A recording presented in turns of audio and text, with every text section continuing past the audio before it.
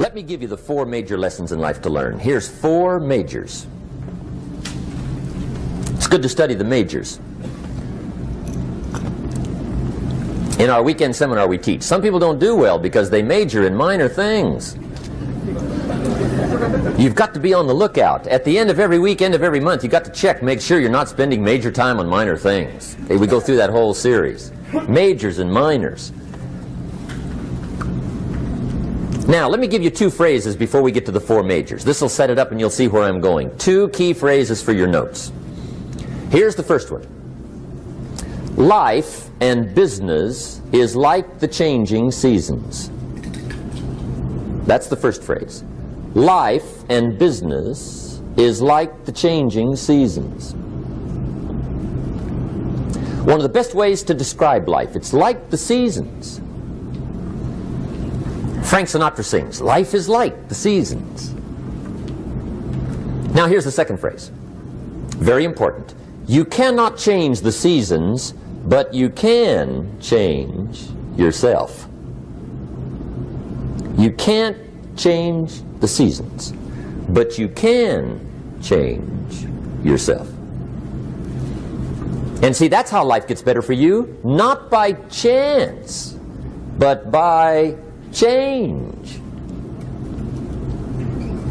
Now here's the 4 major lessons in life to learn. I've got my first book finished, came out a couple of weeks ago. This is in it, the 4 major lessons in life to learn. Here they are. Number 1, learn how to handle the winters. That's lesson 1. They come right after falls with regularity. Some are long and some are short and some are hard and some are easy, but they keep coming. You must learn to handle the nights. They come right after days. You must learn to handle difficulty. It comes right after opportunity. You must learn to handle recessions. They always follow progressions for the last 6,000. See, it isn't going to change. The lesson you must learn is how to handle it. And there's all kinds of winters, right? The winter when you can't figure it out. The winter when it all goes smash. The winter when it turns belly up. The winter when it won't work, when you've run out of money and you've got a broken heart. See, those are winter times. There's all kinds. Economic winters, social winters, personal winters. When your heart is smashed in 1,000 pieces and the nights are unusually long, your prayers seem to go no higher than your head. It's wintertime.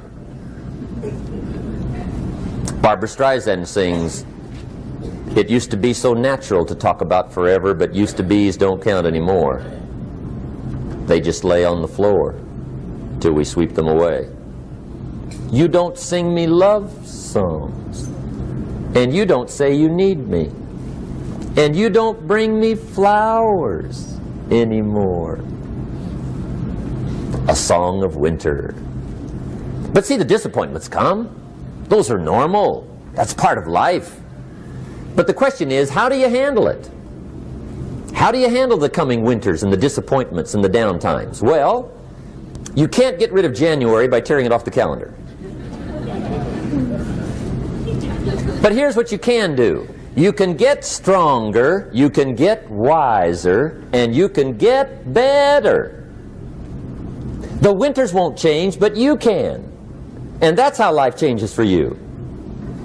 See, before I understood, when it was winter, I used to wish it was summer. I didn't understand. When it was hard, I used to wish it was easy. I didn't know. And then Mr. Schoaf gave me a part of his very unique philosophy when he said, "Don't wish it was easier, wish you were better." See, that triggered my whole life change. Don't wish for less problems. Wish for more skills. Don't wish for less challenge. Wish for more wisdom. That's the key. So that's lesson 1. Learn how to handle the winters. Here's lesson 2. Learn how to take advantage of the spring. That's the second one. Spring is called opportunity.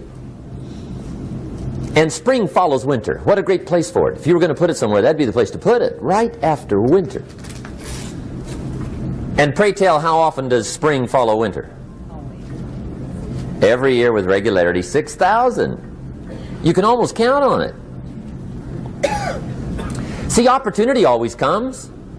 Days follow nights. Isn't that terrific? Opportunity follows difficulty. But here's what you must learn to do. Underline these two words in that key phrase. Take advantage. Underline those two. You must learn to take advantage of the spring. See, just because spring rolls around is no sign you're going to look good come fall. You got to do something with it. In fact, you have to get good at one of two things in life. Planting in the spring or begging in the fall. Or get somebody to do it for you. See, those are about the only alternatives. Now here's what else you must do. Take advantage of the springs quickly, because there's only a few. Just a handful of springs have been handed to each of us. They don't come forever. Life is fairly brief. So you got to read every book you can get your hands on what to do with your springs while they're here. And take advantage, they soon run out.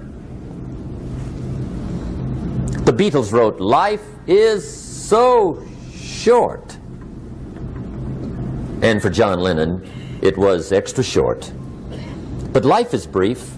Elton John sings, "She lived her life like a candle in the wind." It's brief. So whatever you're going to do with your life, you got to get at it. Don't just let the springs pass. Here's the third major lesson in life to learn. Learn how to protect your crops all summer. You got to take care of what you start. Sure enough, as soon as you've planted your garden in the spring, the busy bugs and the noxious weeds are out to take it. And here's the next bit of truth. They will take it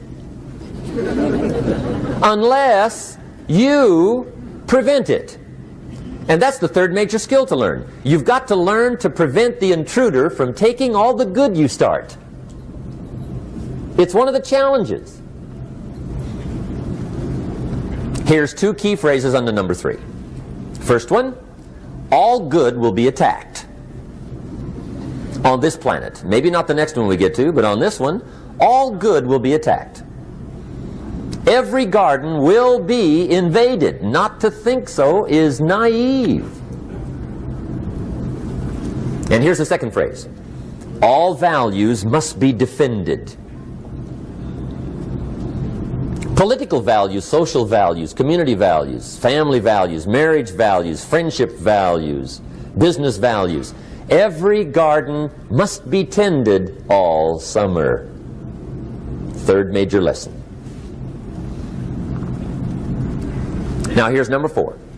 Fourth major lesson in life to learn. Learn how to reap in the fall without complaint. Learn to reap come harvest time without complaint. Take full responsibility for what happens to you.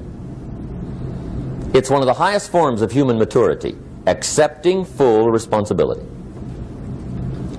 It's the day you know you've passed from childhood to adulthood, the day you accept full responsibility. And another note, learn to reap in the fall without apology. Without apology if you do well, and without complaint if you don't. That's maturity. I used to have that long list of reasons why I wasn't doing well. To explain. You got to explain, right? Otherwise you're going to look bad. I used to have this funny list called Reasons for Not Looking Good.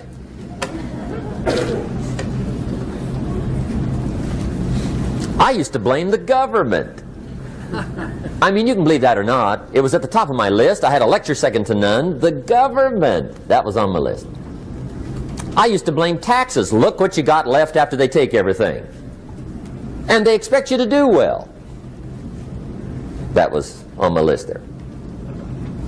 Prices, that one's easy, right? You walk into the supermarket with $20, come out with a little half bag. So I had that on my list. I used to blame the weather. I blamed the traffic. I used to blame my car. I blamed the manufacturers. I used to blame the company. I blamed company policy. I used to blame the training program. I blame my negative relatives. They were always putting me down. I blame my cynical neighbors. They're just selfish, looking out for themselves. Won't loan you money? They were on my list.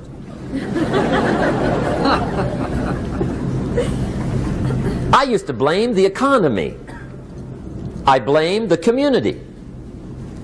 That's a pretty good list for not doing well, isn't it? I thought it was good. I'll never forget one day, Mr. Schoaf was very kind, but he was also very blunt. And this was no exception. And I'm glad he was blunt. There's a lot of things I'd have missed if he hadn't have been blunt.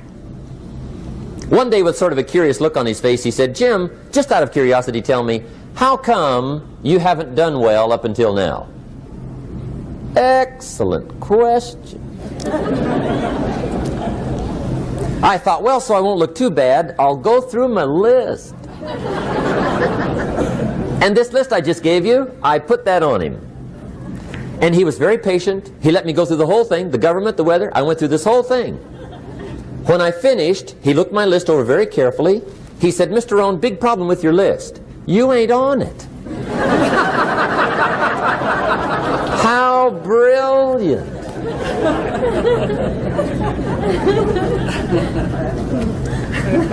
When I went to work for him a few months later, I learned very quickly to tear up my list, reasons for not doing well, and I threw it away. And I got me a fresh piece of paper. And I put one word on it. Me. There's a Black Heritage spiritual that says, "It's not my mother nor my father, nor my brother nor my sister, but it's me, O Lord, standing in the need of prayer." See, I used to blame everything outside. And then let me give you a little philosophy that helped turn my life around. For your notes, here it is. It's not what happens that determines the quality or the quantity of your life. It's not what happens. And the reason is because what happens happens to about everybody. No different. The sun went down on all of us last night. A common event, a happening. And I found out that the same things can happen to two different people. One gets rich and one stays poor. Why is that?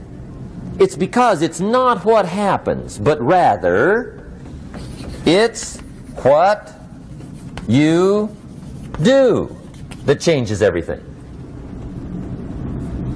So that's a key phrase. It's not what happens, it's what you do. What happens is about the same. You might put that in parentheses here. Same. What people do, that's what's different. Anything can happen, right? Everything can happen. I've heard all the stories. I've been one of the stories. Hey, we could all tell stories all night long, right? Happenings. Anything can happen. Have you heard of Murphy's Laws? Anybody here heard of Murphy's Laws? Okay, most of you have. Murph had these laws. One of them was, if anything can go wrong, it will. That's one of Murphy's laws. He was not one of the great positive speakers of the day. But anyway, it's still true though, right? Anything can go wrong, everything can go wrong. For sure. I've fallen out of the sky so many times. Once to the tune of a couple of million. Devastating. Took me a while to survive that one. Now, it wasn't all that much, but it was all I had. Right? I mean, that's when it's much, right? When it's all you got. If you got 3, 2 go, you got 1 left, you ain't looking that bad. But when it all goes. Has anybody been there when it all went? Anybody? Come on, the rest of you liars. Go ahead. Hey, we've all been there, right? When it all went. Of course, it used to be a long time ago, right? When you ran out of money, got to 0, you were all through. Heck, now you can whistle right on by 0, right? I mean, they will bury you. That's what they will do.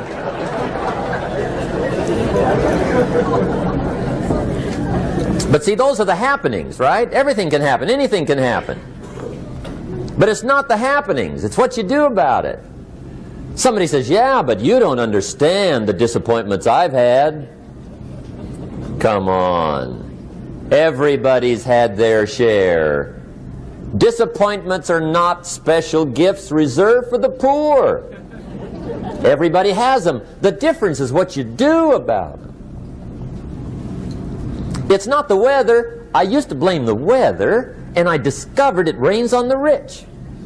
So see, that won't help.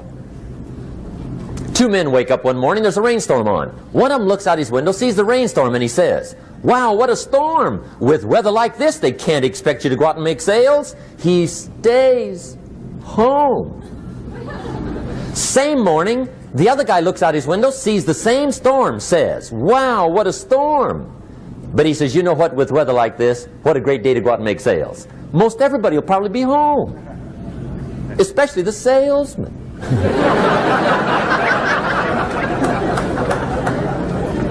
See, that's the difference in how your life works out. It's not what happens, it's what you do. So here's one of the key questions of the evening. Starting tomorrow, what are you going to do that'll make a change in your life's direction? Good question. What are you going to do starting tomorrow that'll make a difference? Now see, if you don't do something starting tomorrow that'll make a difference, guess what? It's gonna be the same. And see, that way you can guess what the next 5 years are going to be like. Look at the last 5. Because the next 5 are going to be like the last 5 unless you, major key, tomorrow, change it all. Or change a little, or change something.